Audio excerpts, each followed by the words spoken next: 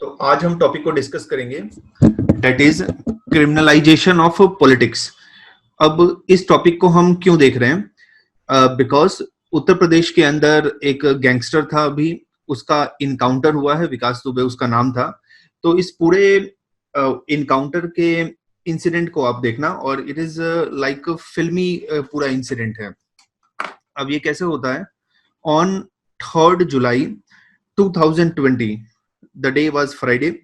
उस दिन कुछ पुलिसमैन अरेस्ट करने जाते हैं विकास दुबे को, उसका जो गांव है in Chaubepur area, that is in Kanpur region, Kanpur rural region, तो जिसको कानपुर देहात कहा जाता है।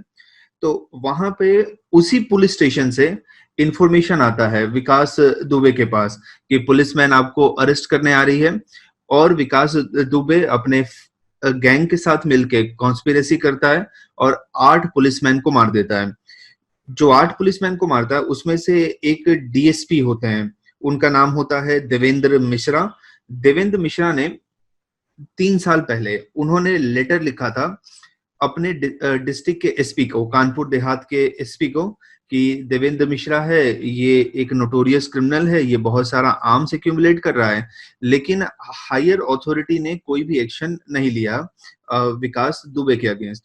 और जिस एसपी को उन्होंने कंप्लेन किया था वो एसपी अभी यूपी एसटीएफ में, स्पेशल टास्क फोर्स, उसके अंदर इंपॉर्टेंट पोजीशन पे है। उसके बाद विकास दुबे वहां से भाग जाता है। देन बीच में वो फरीदाबाद में दिखता है। 9 जुलाई 2020 को वो मिस्टीरियस सर्कमस्टेंसेस में उज्जैन का महाकालेश्वर मंदिर है वहां पे लोकेट होता है। उज्जैन का महाकालेश्वर मंदिर है वहां पे लोकेट होता है। और वहां पे उसको, जो महाकालेश्वर मंदिर में सिक्योरिटी गार्ड है, वो उनको लोकेट करता है, वो उनको पकड़ लेता है। अब देखो कि एक ऐसा गैंगस्टर जिसके ऊपर 60 से ज्यादा केस है, प्लस उसने 2001 में कानपुर के अंदर पुलिस स्टेशन में घुस के एक मिनिस्टर को मार दिया था, और उस पूरे केस में कोई भी उसके अगेंस्ट एविडेंस नहीं है, और उसके बाद उसमें एक्विटल हो जाता है। और वो उसको पकड़ता कौन है? तो एक सिक्योरिटी गार्ड पकड़ता है। हेतल, आप अपने, मैं सबके ऑडियो को म्यूट कर देता हूं। तो उसके बाद सिक्योरिटी गार्ड उसको उज्जैन महाकालेश्वर मंदिर में पकड़ता है 9 जुलाई को। क्योंकि ये मध्य प्रदेश पुलिस उसको पकड़ती है तो उत्तर प्रदेश पुलिस को ट्रांसफर करती है। उसके बाद 10 जुलाई 2020, that was also Friday, mysterious circumstances में उसका इनकाउंटर हो जाता है। अब वो इनकाउंटर कैसे होता है कि यूपी पुलिस उसको उज्जैन से कानपुर लेके आती है। रोड पे एक कैटल आ जाता है, जिस कार में वो रहता है, जिस कार या जीप में जो रहता है, वो जीप का एक्सीडेंट हो जाता है। देन वहां पे वो पुलिसमैन से गन लेके भागता है, एंड देन पुलिसमैन उसका इनकाउंटर कर देती है। तो ये स्टोरी आपको लगेगा कि आप कोई भी एक क्राइम थ्रिलर नोवेल निकाल दो, या बॉलीवुड की सी ग्रेड की मूवी निकाल दो, या कोई भी क्राइम शो देखता है तो वो ऐसे इवेंट को कंस्ट्रक्ट कर सकता है। इवन पुलिस इतनी भी अब इनोवेटिव नहीं हुई है कि वो नई स्टोरी प्लांट करे। वो सेम वही स्टोरी कि वो पुलिस के गन लेके भाग रहा था, अगर कोई पुलिस के गन लेके भाग रहा था तो उसने सबसे पहले सरेंडर ही क्यों किया? वो पहले ही भाग सकता था। तो ये इसमें फिशी बहुत ज्यादा है। तो ऐसा कहा गया कि उसका इनकाउंटर हुआ है, उसके पीछे एक रीजन ये हो सकता था कि ही नो टू मच, और बहुत सारे पावरफुल लोगों को जानता था, बहुत सारी पावरफुल लोगों के उसने काम किए हैं। तो ही नो टू मच, और वो अगर सरवाइव करता या उसका क्वेश्चनिंग होता या कोर्ट में जाता तो उस केस में वो बहुत लोगों को ट्रबल में लेके आता। तो डेट्स वाई उसको मारना एक वायबल ऑप्शन था। प्लस 8 जुलाई को 8 जुलाई को सरेंडर से एक दिन करने से पहले विकास दुबे के जो लॉयर्स हैं वो कोर्ट को अप्रोच करते हैं, और वो कहते हैं कि ये सरेंडर करना चाहता है प्रोवाइडेड इसका इनकाउंटर ना हो। और ये लोग फिर सुप्रीम कोर्ट में जाते हैं। तो एक गैंगस्टर जो सरेंडर करता है उसके लॉयर सुप्रीम कोर्ट में जाते हैं कि इसको लग रहा है कि इसका इनकाउंटर हो जाए, और सेकेंड डे मिस्टीरियस सर्कमस्टेंसेस में इनकाउंटर हो जाता है। अब क्यों इनकाउंटर हुआ, किसने इनकाउंटर किया, पुलिस का क्या रोल है, ये सब हमारा इंटरेस्ट एरिया है भी नहीं। Because Vikas Dubey is just a symptoms, वो डिसीज नहीं है। यूपी के अंदर, बिहार के अंदर and to some extent other Hindi heartland state, Haryana, Rajasthan, Madhya Pradesh, वहां पे एक बहुत ही अनहोली नेक्सस है, और वो नेक्सस है कास्ट का, देन है क्राइम का, एंड देन है पॉलिटिक्स का। इन तीन का बहुत अनहोली नेक्सस है। ये नेक्सस काफी ज्यादा स्ट्रॉन्ग है in UP and Bihar, and to some extend you will find this in Madhya Pradesh, Rajasthan, Haryana, Chhattisgarh, Hindi heartland state. अब यूपी का एग्जांपल लेते हैं। यूपी के अंदर 5 प्रिंसिपल ग्रुप है और 5 प्रिंसिपल कास्ट है। एक ठाकुर और राजपूत, सेकंड है मुस्लिम, थर्ड है दलित, फोर्थ है यादव, दूसरे ओबीसी ग्रुप है बट उसमें यादव डोमिनेटिंग है, एंड फिफ्थ है ब्राह्मण। से कास्ट 1 एंड कास्ट 2। अभी कास्ट 1 की जो पार्टी है वो रूल कर रही है। कास्ट 1 के साथ कुछ क्राइम होता है, ये पुलिस स्टेशन में कंप्लेन करने जाता है, पुलिस इसकी बात को सुनती है और इसके प्रॉब्लम का रीएड्रेसल होता है। बट कास्ट 2 है, वो अभी पावर में नहीं है। तो अगर वो पावर में नहीं है, वो उस कास्ट के लोग पुलिस के पास जाते हैं अपने प्रॉब्लम लेके, तो पुलिस उसका न्यूट्रल वे में इन्वेस्टिगेशन नहीं करती, पुलिस उस केस को प्रॉपर वे में सॉल्व नहीं करती। तो ये कास्ट 2 के लोगों के पास ऑप्शन क्या है? ऑप्शन ये है कि अपने ही कास्ट के डॉन के पास जाया जाए, और डॉन दादागिरी करके, हाई हैंडेड अप्रोच करके, और वो हमारे कास्ट के लोगों को फ्री करेगा, या हमारे कास्ट के लोग कोई प्रॉब्लम सॉल्व कर रहे हैं तो उस प्रॉब्लम को ठीक करेगा। तो वैसे ही अभी यूपी में हुआ कि ठाकुर और राजपूत ग्रुप है, ये बीजेपी का कोर सपोर्टर है। मुस्लिम एंड यादव ये समाजवादी पार्टी का कोर सपोर्टर है। दलित बीएसपी का कोर सपोर्टर है। Last Brahmin chief minister in Uttar Pradesh was ND Tiwari in 90s, उसके बाद कोई नहीं आया। तो अभी यूपी में अगर आप देखोगे जो गैंगस्टर हैं और जिनका इनकाउंटर भी हो रहा है, सो दे आर मोस्टली ब्राह्मण। रीजन ये है कि उनका रूल अभी नहीं है और उस कास्ट में से ज्यादा डॉन इमर्ज होते हैं। जब समाजवादी पार्टी की गवर्नमेंट आएगी तो then you will see Thakur जैसे ठाकुर गैंगस्टर, एग्जांपल है राजा भैया, या मुस्लिम गैंगस्टर इमर्ज होंगे ड्यूरिंग बीजेपी रूल, तो उसका एग्जांपल है मुख्तार अंसारी, अतीक अहमद। तो ये यूपी के अंदर कास्ट, क्राइम एंड पॉलिटिक्स का बहुत ही अनहोली नेक्सस है इस स्टेट के अंदर। बिहार के अंदर भी है, बट बिहार के अंदर ऐसा है कि वहां पे जो ऐसे गैंगस्टर हैं वो डिसेंट्रलाइज वे में वर्क करते हैं। लाइक आफ्टर साहबुद्दीन कोई बहुत बड़ा डॉन नहीं आया, बट यूपी के अंदर ये पूरा का पूरा पावर को सेंट्रलाइज करते हैं। तो इस बैकग्राउंड में हम देखेंगे क्रिमिनलाइजेशन ऑफ पॉलिटिक्स को। ये जस्ट जो भी मैंने बताया ये एग्जांपल है, इसमें इंपॉर्टेंट ये है कास्ट, क्राइम एंड पॉलिटिक्स का नेक्सस इंपॉर्टेंट है। Vikas Dubey as a name important नहीं है, because Vikas Dubey is just a symptoms, वो एक डिसीज नहीं है।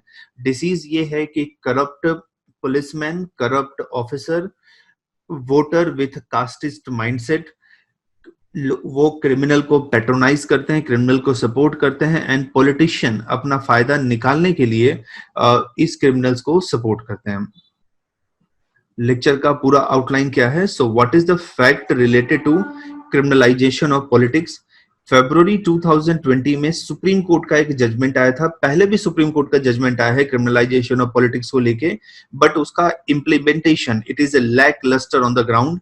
Then why political parties give ticket to criminals, why criminals enter into our political system, उनका agenda क्या होता है, उनका पर्पस क्या होता है, how criminal enters our political system, so why, how they enter, why they enter, and what are the harm caused by criminal to our entire political system, entire democratic setup of India, और कैसे हम criminals के entry को prevent कर सकते हैं politics में। इस टॉपिक को आप रिलेट कर सकते हो दो चीजों के, दो पेपर के अंदर। One is in general study 2 politics and governance के साथ, and another in general study 4 ethics के साथ। इन दो के साथ आप रिलेट कर सकते हो। तो नाउ अब एक वीडियो को हम देखते हैं related to criminalisation of politics, और फिर आगे प्रोसीड करते हैं।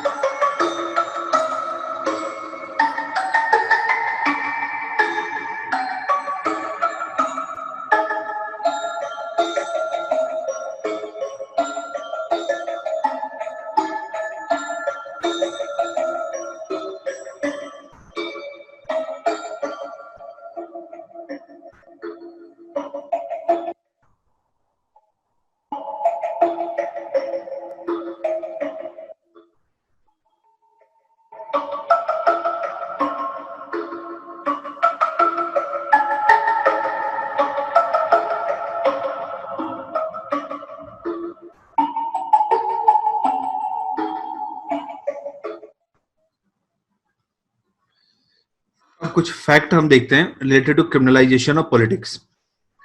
2004 Lok Sabha election, 24% of total MP जो लोग इलेक्ट हुए थे उनका क्रिमिनल बैकग्राउंड था।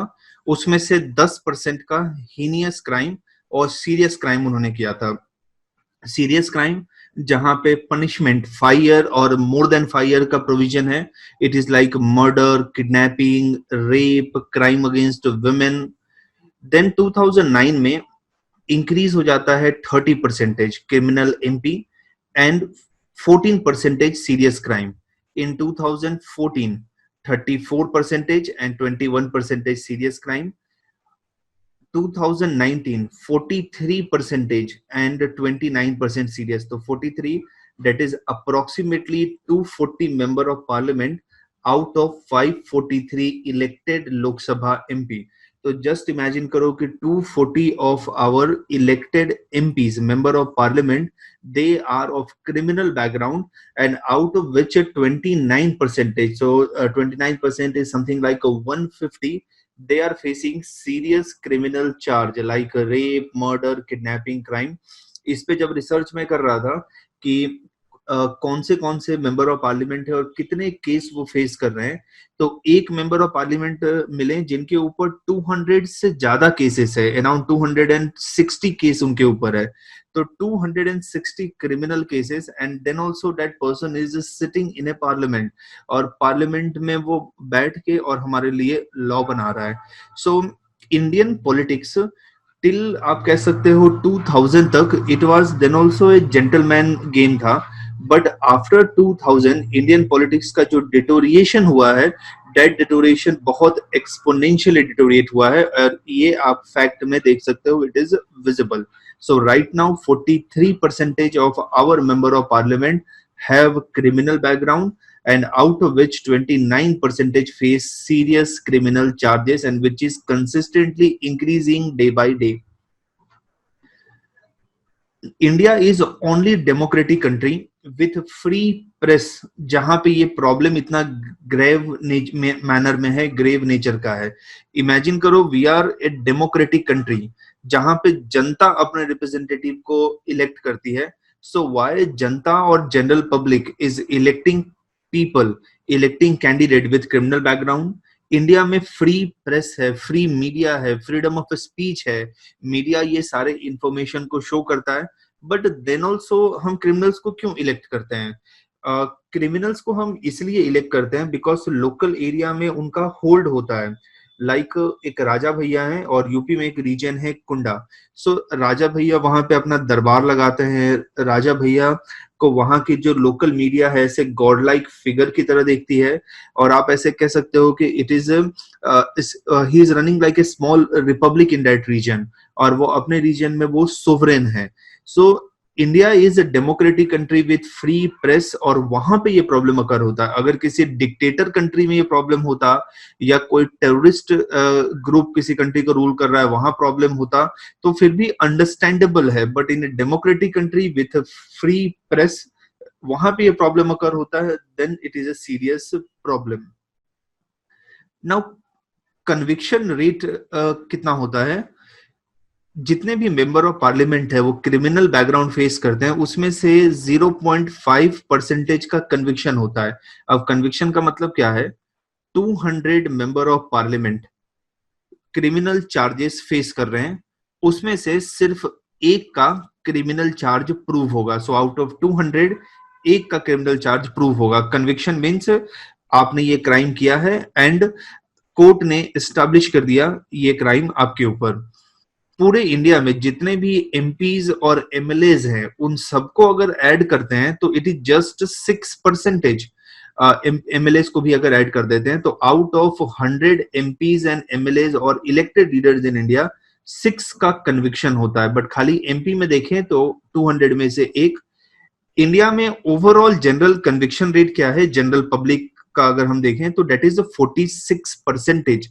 इंडिया में कोई क्राइम करता है, क्राइम करने के बाद चार्जेस उसके ऊपर लगते हैं, तो आउट ऑफ 100 पीपल 46 का कन्विक्शन होता है, चार्ज प्रूव हो जाता है। बट एमपी के लिए it is just 0.5%, MP plus MLA it is just 6%। Now winnability देखो, क्लीन रिकॉर्ड के जो कैंडिडेट होते हैं 12% ही जीत पाते हैं। 100 लोग with clean criminal record election contest करेंगे and out of which only 12% जीतते हैं।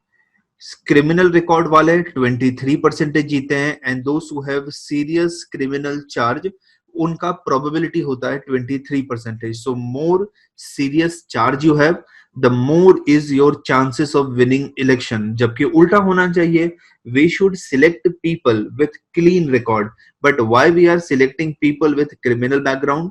सो कन्विक्शन रेट एंड विनेबिलिटी ये भी बताता है कि ये क्रिमिनल्स को फेवर कर रहा है। थर्ड, अब कौन सी पॉलिटिकल पार्टी में कितने क्रिमिनल्स हैं? इसके अंदर सारे के सारे पार्टी जो है वो एक ही जैसा है, तो इट इज सेम लाइक सबका साथ सबका विकास, विच मीन्स विकास जो है अभी मैंने विकास दुबे के टर्म में यूज किया। So every political party has Vikas like figure in them. BJP की जितने भी, बीजेपी अभी रूलिंग पार्टी है, जितने भी मेंबर ऑफ पार्लियामेंट है लोकसभा में 39% क्रिमिनल बैकग्राउंड के हैं।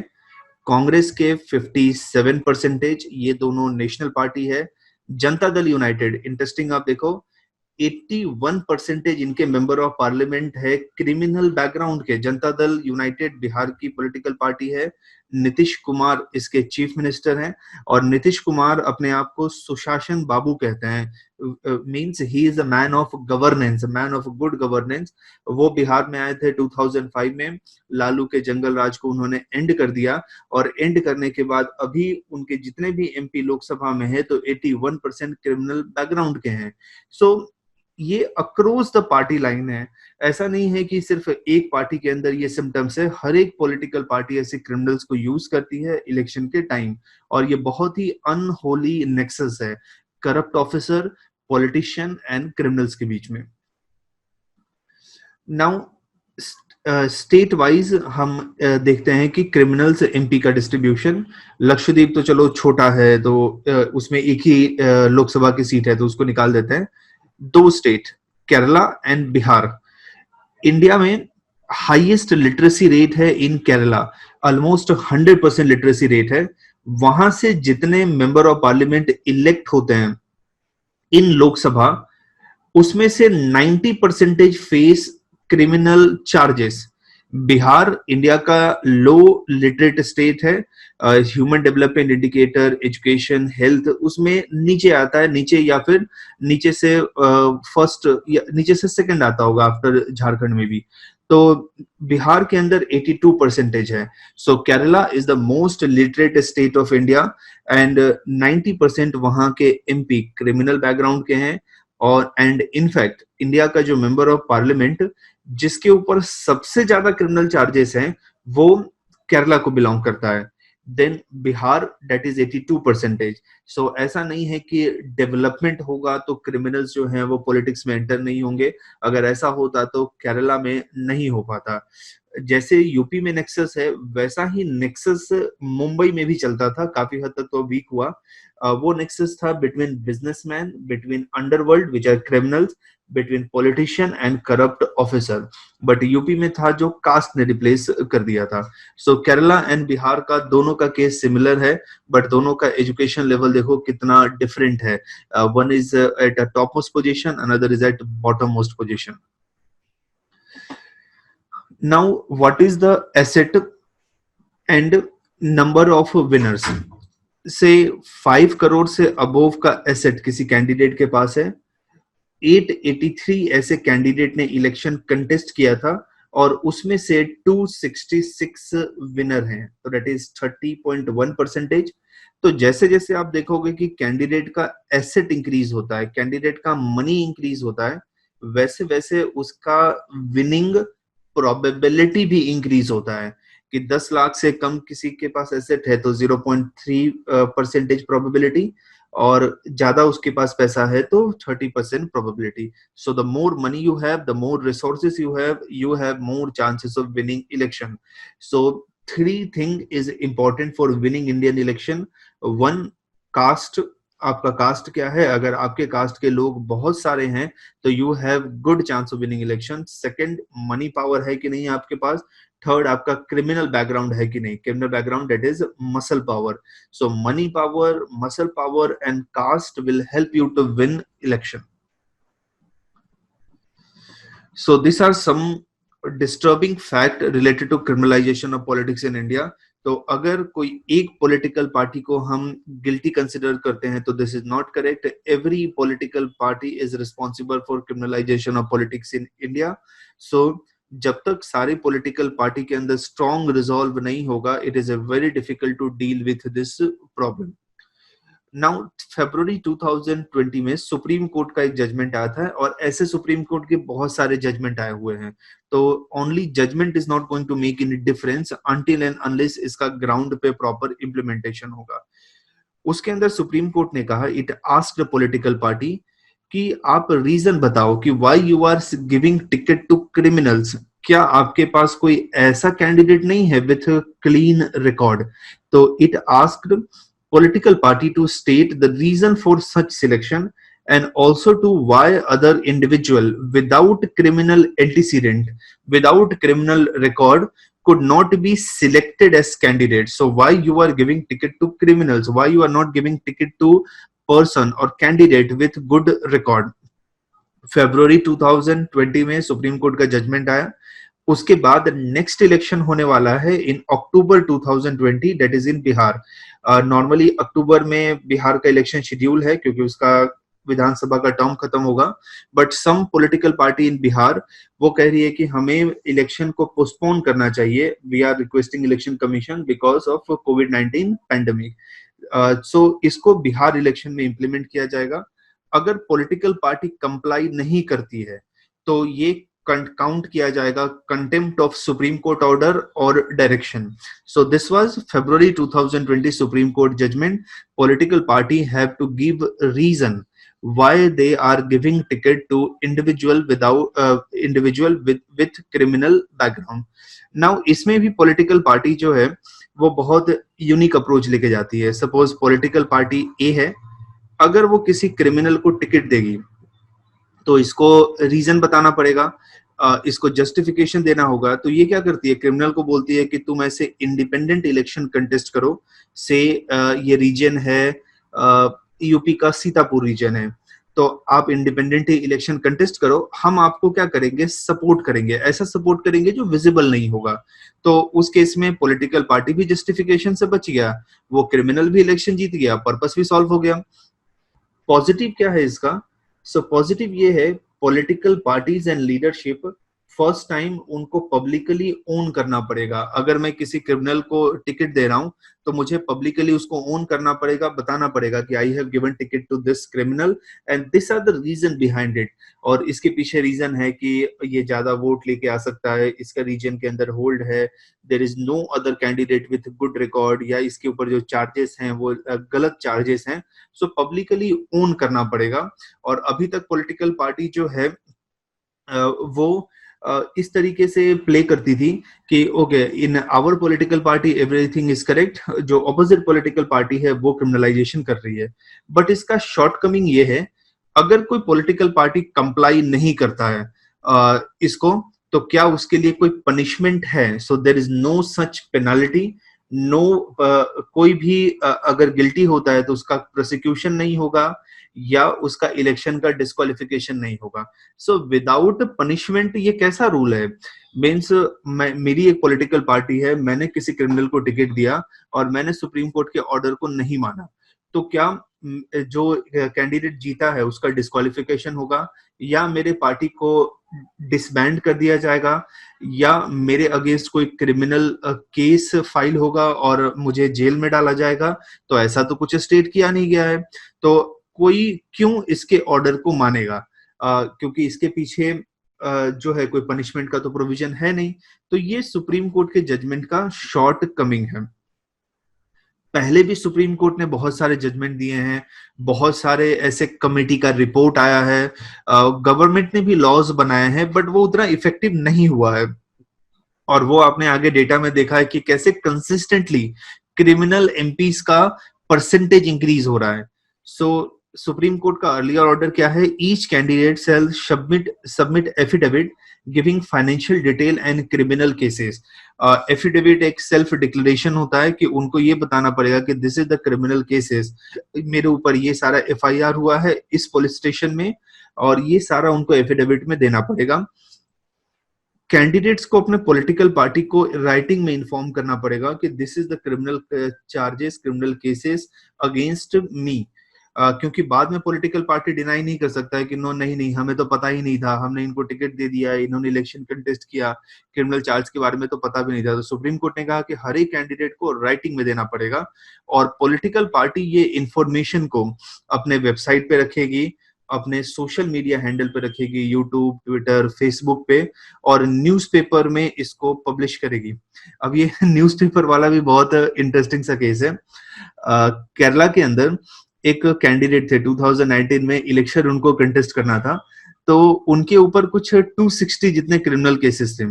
तो इसमें कहा गया है कि पॉलिटिकल पार्टीज जो है न्यूज़पेपर में पब्लिश करेगी, तो उनके जब क्रिमिनल केसेस न्यूज़पेपर में पब्लिश होते हैं तो एक एक लाइन में लिखा गया, जैसे एफआईआर नंबर 1 से for murder in dash police station, तो न्यूज़पेपर का 4 पेज उसमें कवर हो जाता है।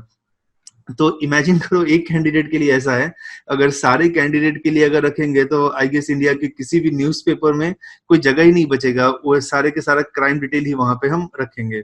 सो पॉलिटिकल पार्टी ये अपने वेबसाइट पे, अपने सोशल मीडिया हैंडल्स पे और न्यूज़पेपर में इनका नाम और डिटेल पब्लिश करेगी।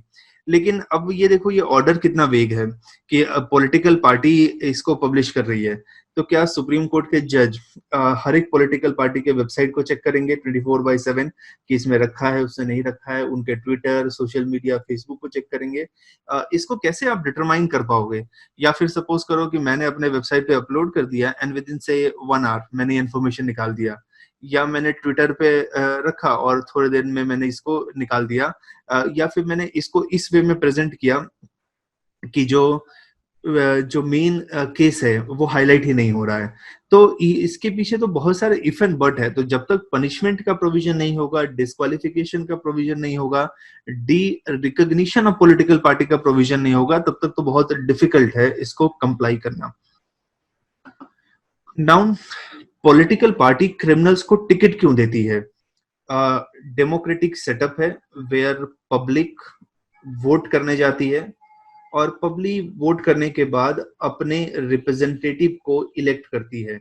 सो ये जो कैंडिडेट्स होते हैं इनको पॉलिटिकल पार्टी टिकट्स देती है। So why political party give tickets to criminals?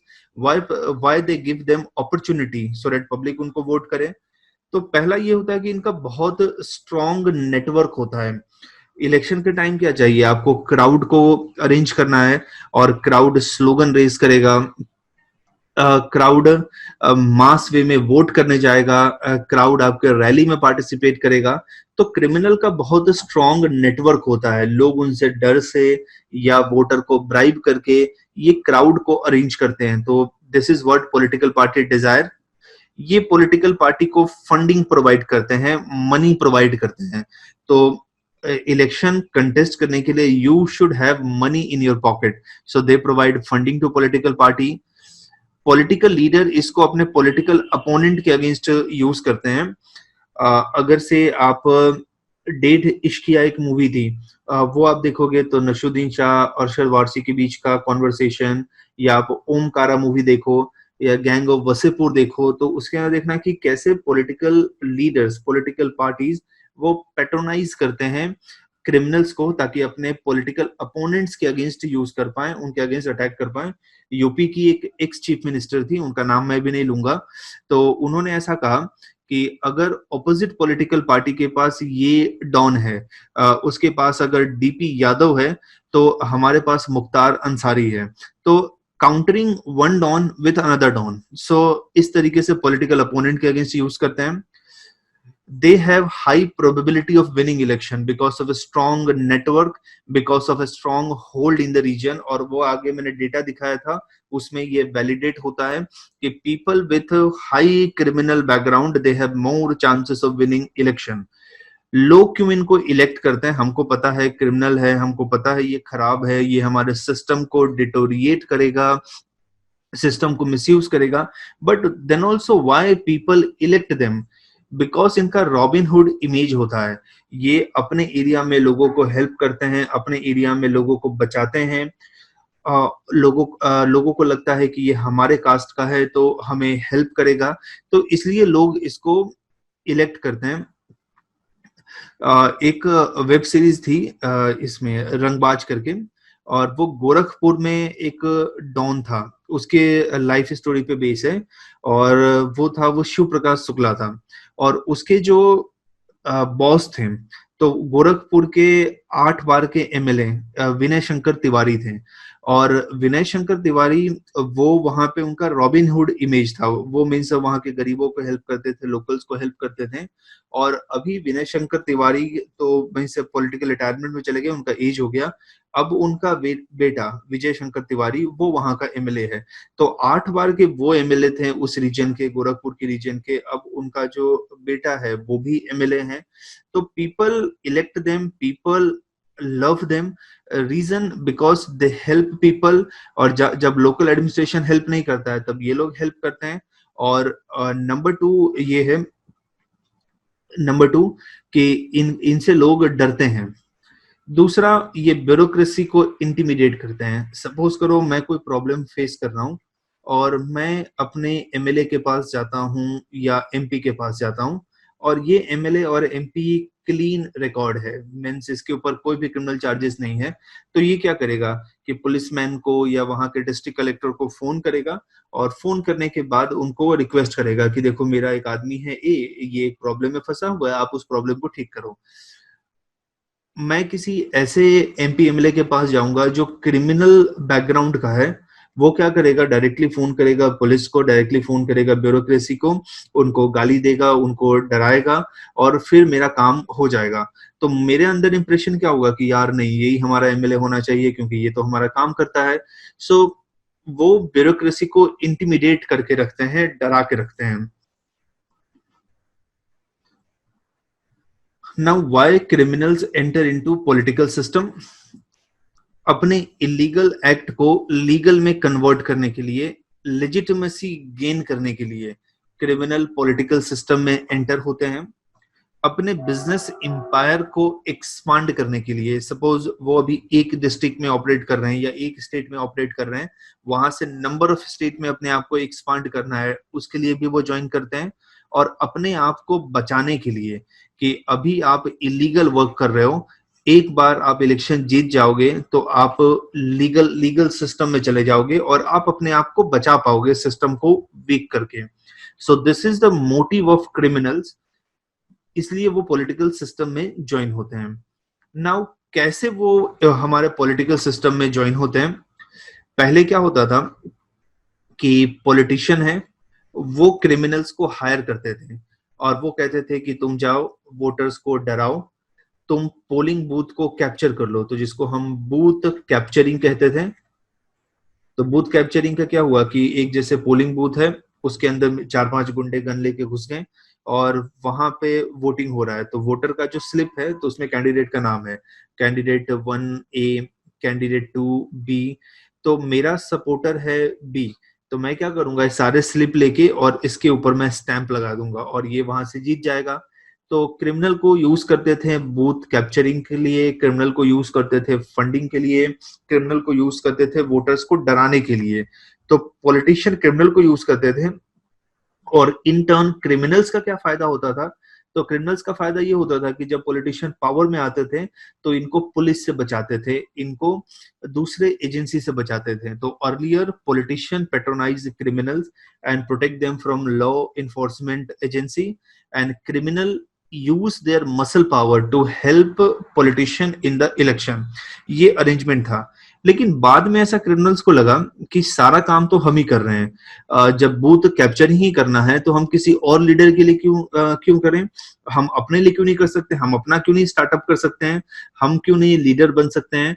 तो फिर ये डायरेक्टली अब पॉलिटिकल सिस्टम में आने लगे। और इसका आप एग्जाम्पल देखो, राजा भैया उसके एग्जाम्पल हैं, या फिर राजा भैया एग्जाम्पल हैं, फिर दूसरे एग्जाम्पल साहबुद्दीन इसके एग्जाम्पल हैं, फिर सूरज भान इसके एग्जाम्पल हैं। तो ऐसे मल्टीपल आपको एग्जाम्पल मिलेंगे जब पॉलिटिशियन, जब क्रिमिनल्स डायरेक्टली पॉलिटिकल सिस्टम में एंटर होते हैं, क्योंकि उनको अब ऐसा लगता है कि हम अब पॉलिटिशियन से ज्यादा पावरफुल हो गए, जब उनके लिए हमें काम करना है तो खुद हम अपने लिए काम क्यों ना करें। तो criminals taking reigns of power and politician को वो पेट्रोनाइज करने लगे। जैसे एक पर्टिकुलर क्रिमिनल है, क्रिमिनल 1, तो इसने अपने पूरे एरिया को अपने अंडर ले लिया। अब यहाँ पे किसी पॉलिटिशियन को भी इलेक्शन कंटेस्ट करना होगा तो इससे परमिशन लेना पड़ेगा या इसका सपोर्ट लेना पड़ेगा। अगर उसका सपोर्ट नहीं होगा तो वो वहां पे इलेक्शन कंटेस्ट नहीं कर पाएगा। इसका एक बेस्ट एग्जांपल मैं बताऊं, वाराणसी से अभी के prime minister of India Narendra Modi ये इलेक्शन कंटेस्ट करते हैं। इनके अगेंस्ट कांग्रेस ने एक कैंडिडेट को उतारा था और जिस कैंडिडेट का नाम है अजय राय। अजय राय के जो अंकल थे ये बहुत बड़े डॉन थे उस पूरे वाराणसी रीजन के। अजय राय भी डॉन टाइप पर्सनालिटी है। तो 2019 में जो इंडिया की सेकुलर फोर्सेस है, वो बीजेपी को ऐसे ब्रांड करती है कि बीजेपी एक कम्युनल फोर्स है, तो सेकुलर फोर्सेस को ऐसा एक कैंडिडेट मिला प्राइम मिनिस्टर के अगेंस्ट फाइट करने के लिए, जो कैंडिडेट्स का क्रिमिनल बैकग्राउंड था। रीजन कि उस रीजन में ऐसे ही कैंडिडेट इलेक्शन कंटेस्ट करते हैं बिकॉज अगर नॉन क्रिमिनल बैकग्राउंड का है तो उसके चांसेस बहुत कम है जीतने के लिए। सो आप कितना भी आप क्रिटिसाइज कर लो या कितना भी आप ये कहो, but you should hold mirror and you should look at yourself कि you want to defeat a prime minister, but you are using such a candidate against prime minister who has a past criminal background, so वो कैसे justify होता है? And this is not one party case, हर एक political party का case ऐसा ही है।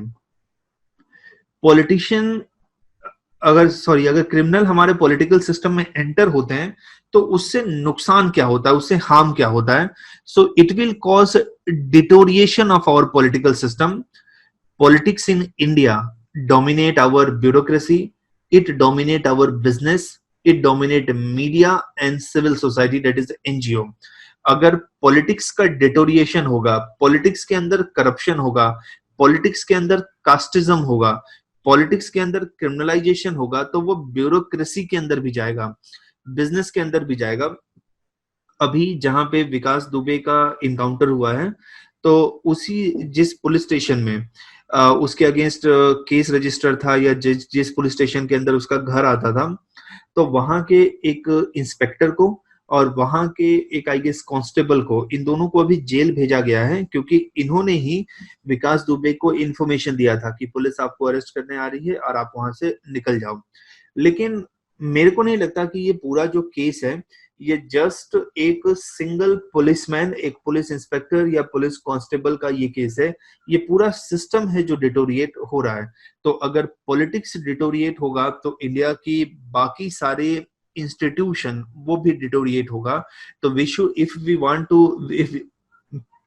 if we are genuinely interested in cleaning Indian institution, India के institution को स्ट्रेंथन करना है, तो first we should start with politics. People are unhappy with governance, but उनके पास ऑप्शन क्या है? जैसे हम वोट करने जाते हैं तो हमें पता है कि ये 4 कैंडिडेट हैं, चारों कैंडिडेट का क्रिमिनल बैकग्राउंड है, चारों कैंडिडेट करप्ट हैं, चारों कैंडिडेट्स अपने फैमिली को ही पॉलिटिक्स में प्रमोट करते हैं, लोगों के वेलफेयर के बारे में काम नहीं करते हैं। बट हमारे पास ऑप्शन क्या है कि कोई ऐसा तो कैंडिडेट है नहीं जो क्लीन बैकग्राउंड का है। अगर हमें लगता है कि हमें इलेक्शन कंटेस्ट करना चाहिए तो हमारे लिए डिफिकल्ट है। So people have limited option, और जिसकी वजह से डे बाय डे हमारे गवर्नेंस के इंस्टीट्यूशन का ब्रेकडाउन होता है। डे बाय डे हमारे गवर्नेंस के इंस्टीट्यूशन का क्रेडिबिलिटी डाउन होता है। मनी पावर को यूज किया जाता है एमपीज और एमएलए को परचेज करने के लिए।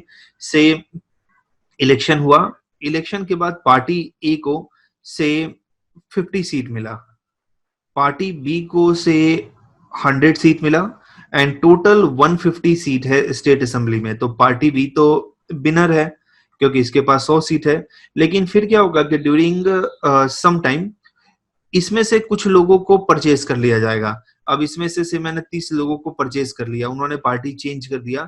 और जब लोग पार्टी चेंज करते हैं तो उस समय भी इंटरेस्टिंग सा वो देते हैं कि हमें जनता का सेवा करना है, जनता का सेवा हमारे पार्टी बी में नहीं हो पा रहा तो हम पार्टी चेंज करते हैं, अब गवर्नमेंट पार्टी ए की बन जाएगी। बट जनता ने ए को रिजेक्ट किया था, बट देन ऑल्सो वो एमएलए को डराते हैं, एमएलए को खरीदते हैं और फिर अपनी गवर्नमेंट बना देते हैं। तो it make mockery of election outcome, and ये directly it is a tight slap on people of India कि आप किसी को भी इलेक्ट करो, हमें फर्क नहीं पड़ता, हमें अगर रूल करना होगा तो हम आपके एमपी एमएलए को खरीद लेंगे और अपना गवर्नमेंट हम बना देंगे। It misuse government resources and man power, उसको मिसयूज करता है, अपने फायदे के लिए यूज करता है। विक्टिम का और विक्टिमाइजेशन होगा। से ये है पुलिस से, मैं एक क्रिमिनल हूं और मैंने किसी के अगेंस्ट क्राइम किया है, किसी के अगेंस्ट हार्म किया है। अब मैं इलेक्शन कंटेस्ट करता हूं और मैं जीत जाता हूं, और जीतने के बाद मैं यहाँ पे मिनिस्टर बन जाता हूं। तो अब पुलिस मेरे अंडर है, तो पुलिस अब मेरे अगेंस्ट क्यों इन्वेस्टिगेट करेगी? पुलिस तो अब विक्टिम को, पुलिस विटनेस को, उसको डराएगी और उसके अगेंस्ट वर्क करेगी।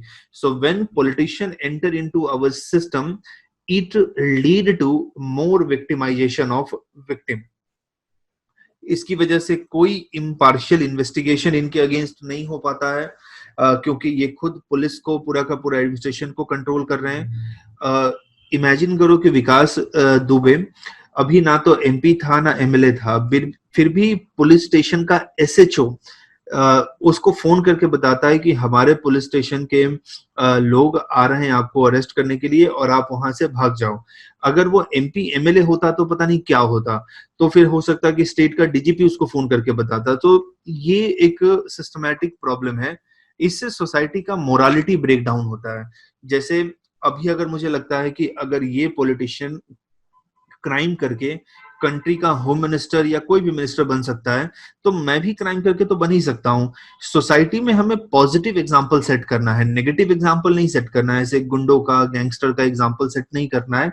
जितने वो सक्सेसफुल होंगे सोसाइटी का मोरालिटी उतना ही नीचे आता है, और एक बार सोसाइटी के अंदर वैल्यू का डिग्रेडेशन हो गया, मोरालिटी का डिग्रेडेशन हो गया, बहुत डिफिकल्ट है उसको बाद में अपलिफ्ट करना।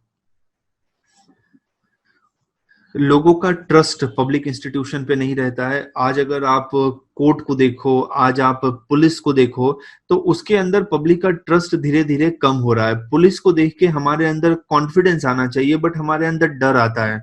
हम किसी को ऐसा कहते हैं कि मैं तुम्हारे अगेंस्ट कोर्ट में केस कर दूंगा, so this thing is taken as a threat, क्योंकि कोर्ट में जाएगा, 10-15 साल तक केस चलते रहेगा और आपको ट्रॉमा होगा। बट मैं अगर आपको कहता हूं कि मैं आपके अगेंस्ट कोर्ट में केस कर दूंगा, तो आपको कॉन्फिडेंट रहना चाहिए कि no, I haven't done anything wrong. आप कोर्ट में जाओ, प्रेसिडेंट के पास जाओ, I am not going to face any problem. Poor quality of law formulated होगा, बिकॉज जो क्रिमिनल्स एमपीज होंगे वो ऐसे लॉ फॉर्मुलेट करेंगे अपने आप को शील्ड करने के लिए, अपने आप को बचाने के लिए। It will result in criminalisation of administration. Inaction, कुछ काम नहीं करेंगे, कोल्यूजन मिलना, या support with criminals. So criminalization of politics will result in criminalization of administration, because ultimately administration, it is working under the leadership of politics. So political leadership के अंदर work करता है, तो उसका भी criminalization होगा। and there will be nexus between politician, dishonest officer and criminals। और ये नेक्सस बहुत ही डर्टी नेक्सस है कि इन तीनों के बीच में, and they are not working for the welfare of society, but they will work for their own welfare. Now prevent कैसे कर पाएंगे? क्रिमिनल हमारे सिस्टम में एंटर होते हैं, उसको हमें प्रिवेंट करना है, तो कैसे कर पाएंगे? तो फर्स्ट, लॉज एंड जजमेंट तो बहुत है। सुप्रीम कोर्ट ने अभी भी जजमेंट दिया, पहले भी जजमेंट दिया था। लॉ भी हमारे पास बहुत सारा है। Section 8A of representation of people act 1951, ऐसे बहुत सारे लॉज हैं, बट उनका ग्राउंड पे प्रॉपर इन्फोर्समेंट होना चाहिए, ग्राउंड पे प्रॉपर इम्प्लीमेंट होना चाहिए। और जो लोग लॉ को इम्प्लीमेंट करते हैं in our criminal justice system, that is policeman, lawyers, court, इन सबको प्रॉपर वे में वर्क करना चाहिए। And there is something in society which is not acceptable, and that is crime. Crime society को बहुत ही ब्रुटलाइज बनाता है। क्राइम एक सोसाइटी को और एक कंट्री को, ऐसे कहो कि आप बनाना रिपब्लिक बनाया था। Banana republic means country which is moving in any direction. Country, जैसे आज आप पाकिस्तान को देखो कि वहां के जो इलेक्टेड चीफ मिनिस्टर है, nobody give a damn importance to him, because जो टेररिस्ट ग्रुप है, वहां की इंटेलिजेंस एजेंसी है, they are more powerful than prime minister of Pakistan. So we don't want our country to go in that way. So इस case में हमें ऐसे criminal politician को रोकना है, and there should be proper enforcement of law. कल मैं YouTube पे एक वीडियो देख रहा था, एक कमेंटेटर हैं शेखर गुप्ता, तो उनके वीडियो में वो अतीक अहमद का स्टोरी बता रहे थे। अतीक अहमद भी यूपी का एक डॉन है। वो यूपी के अंदर फूलपुर करके एक जगह है, तो फूलपुर से वो मेंबर ऑफ पार्लियामेंट बना है, 2 बार बना है मेंबर ऑफ पार्लियामेंट। और फूलपुर वो कंस्टिट्यूएंसी है जहां से जवाहरलाल नेहरू इलेक्शन कंटेस्ट करते थे। तो मतलब भगवान का डर होना चाहिए कि अब देखो कि जहां से हमारे first prime minister of India, जिनको कहा जाता है कि he is the architect of modern India, और वहां से क्रिमिनल इलेक्शन लड़ता है और जीत जाता है, तो कितना डिग्रेडेशन हुआ कि जिस सीट को एक टाइम पे जवाहरलाल नेहरू रिप्रेजेंट करते थे, उसी सीट को अब अतीक अहमद रिप्रेजेंट करेगा, जो एक क्रिमिनल पॉलिटिशियन है। So proper enforcement of law and judgement, और सारे ऑर्गन्स को प्रॉपर वे में वर्क करना चाहिए। पॉलिटिक्स कोई कैरियर नहीं है कि जहां पे आप जाओ, आप पैसे बनाओ और आप अपने आप को ऐसे करियर की तरह देख रहे हो कि मेरे को एमएलए बनना है, एमपी बनना है, चीफ मिनिस्टर बनना है, प्राइम मिनिस्टर बनना है। पॉलिटिक्स पब्लिक सर्विस है, जहां पे आप जनता के सेवा के लिए जा रहे हो। तो हमें पॉलिटिशियन को ये रियलाइज कराना पड़ेगा कि आपको अगर पैसे करने हैं तो आप बिजनेस ही करो ना। आप क्यों बिजनेस भी कर रहे हो, पॉलिटिक्स में हो? आपको अगर रिलीजन को लेके इतना ही अटैचमेंट है, तो why not become some religious leader और spiritual leader? Why you are entering into politics?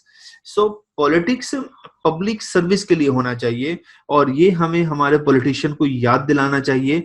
जो पॉलिटिशियन पब्लिक सर्विस नहीं करता है, तो अब जनता को अवेयर होना पड़ेगा और उनको वोट नहीं करना पड़ेगा। देन पॉलिटिकल लीडर्स, कैंडिडेट्स जब वो इलेक्शन कंटेस्ट करते हैं, अपना एफिडेविट सबमिट करते हैं इलेक्शन कमीशन ऑफ इंडिया, तो हमें क्या करना चाहिए, उस एफिडेविट को मॉनिटर करना चाहिए और हमें वोटर के पास इंफॉर्मेशन स्प्रेड करना चाहिए कि आपका जो कैंडिडेट है, कि ये कैंडिडेट इस पर्टिकुलर बैकग्राउंड का है, आप इसको वोट मत करो. So we should monitor affidavit and voter के पास ज्यादा से ज्यादा इंफॉर्मेशन लेके जाएं. एक बार वोटर अवेयर होगा तो ये सिस्टम अपने आप चेंज हो जाएगा. वोटर्स को विजिलेंट होना चाहिए. Misuse of money, gift and other inducement. Election से पहले आप देखो कि जो कैंडिडेट आपको गिफ्ट देता है, से एल्कोहल का बॉटल देता है, साड़ी देता है, प्रेशर कुकर देता है, 500 रुपीज का नोट देता है, तो वो अपने पॉकेट से थोड़ी दे रहा है. आप थोड़ा तो लॉजिक लगाओ कि आपको जो ये गिफ्ट दे रहा है, जब वो सिस्टम में आएगा, जब वो एमएलए, एमपी, मिनिस्टर बनेगा, तो इस पैसे को रिकवर करेगा, उसके लिए करप्शन करेगा और करप्शन से आप ही को नुकसान है. So voters should be vigilant about misuse of money, gift, other inducement. Criminal politician का प्रोसिक्यूशन होना चाहिए विद पब्लिक प्रेशर. अब पब्लिक प्रेशर कैसे, जैसे कि कोई क्रिमिनल पॉलिटिशियन है, तो अगर आप डायरेक्टली अपने वॉइस को रेज नहीं कर सकते हो, बट एट लिस्ट ट्विटर पे, फेसबुक पे, वहां पे तो वॉइस आप अपने रेज कर सकते हो, सुप्रीम कोर्ट पे पटिशन देके. तो पब्लिक प्रेशर होना चाहिए कोर्ट के ऊपर कि आप क्यों 20 साल 25 साल तक ये केस को खींच रहे हो. आप फास्ट इसका ट्रायल करो और जल्दी से जल्दी इनको पनिशमेंट दे दो. Political party should not give ticket to people with criminal background. We should amend representation of people act और इसमें अंडर ट्रायल को भी इंक्लूड करें. अंडर ट्रायल कौन होता है, से मेरे ऊपर कोई क्रिमिनल केस है और अभी मेरा ट्रायल चल रहा है कोर्ट में, लेकिन उस ट्रायल में ही कोर्ट के पास दो ऑप्शन है, या तो कोर्ट मुझे बेल पे बाहर छोड़ दे, या अगर मैंने बहुत हीनियस क्राइम किया है तो कोर्ट मुझे जेल में डालेगी. तो जब तक मेरा केस चल रहा है और तब तक मैं जेल में हूं, तो I am known as under trial. तो हमें सिर्फ कन्विक्टेड क्रिमिनल्स को बैर नहीं करना चाहिए. अभी ऐसा है कि आपने अगर कोई क्राइम किया है और उस क्राइम में आपका कन्विक्शन हो गया फॉर 6 और more than 6 year, then you can not contest election. आप इलेक्शन तभी कंटेस्ट कर पाओगे जब आपका पनिशमेंट खत्म हो जाएगा और उसके बाद 6 ईयर के बाद. तो जैसे लालू यादव है या जयललिता, अभी तो उनका डेथ हो गया जयललिता का, बट उनके ऊपर भी कोर्ट ने ऐसा रिस्ट्रिक्शन लगाया था. तो अंडर ट्रायल को भी इंक्लूड करना चाहिए कि जिनके ऊपर अभी केस चल रहा है वो भी इलेक्शन कंटेस्ट नहीं कर पाएंगे. इसका मिसयूज भी हो सकता है, बट हमें इसके अंदर उनको इंक्लूड करना चाहिए जिन्होंने बहुत हीनियस क्राइम किया है. अब जैसे किसी के ऊपर एक कोई क्रिमिनल चार्ज है तो समझ सकते हो गलत चार्ज है, बट किसी के ऊपर 60-70 चार्ज है, 200 चार्ज है क्रिमिनल केसेस, तो उसमें एक तो सही होगा ना, सब गलत होने के तो चांसेस नहीं है. देन फास्ट ट्रैक कोर्ट लेके आना चाहिए कि जल्दी से जल्दी इसका हियरिंग करें और तुरंत कन्विक्शन हो. तो जिसकी वजह से कोर्ट में केस पेंडिंग होता है तो इसका बेनिफिट ले लेते हैं और फिर वो इलेक्शन कंटेस्ट करते हैं. तो जल्दी से जल्दी इनका ट्रायल होना चाहिए. And last and foremost, citizen के अंदर अवेयरनेस होना चाहिए, because it is citizen, it is public, it is Janata which elect leader. जनता ही अगर ऐसे लीडर को इलेक्ट नहीं करेगी तो ऐसे लीडर हमारे सिस्टम में एंटर कैसे होंगे, क्रिमिनल लीडर कैसे एंटर होंगे. तो we need to be mature enough और हमें ऐसे लीडर्स को इलेक्ट नहीं करना चाहिए, those who are with corrupt mindset, those who are with criminal background. So this is all about criminalization of politics. We have discussed this in the light of encounter of UP Don Vikas Dubey and his political connection. So इसके अंदर हमने discuss किया criminalization of politics related fact क्या होता है, कैसे criminals political system में enter होते हैं, why political party give them ticket, what is the reason behind their entry, what harm they cause in our system, and how this whole thing of criminalization of politics can be controlled. So this is all about criminalization of politics. तो इसमें कुछ doubt है, then you can ask.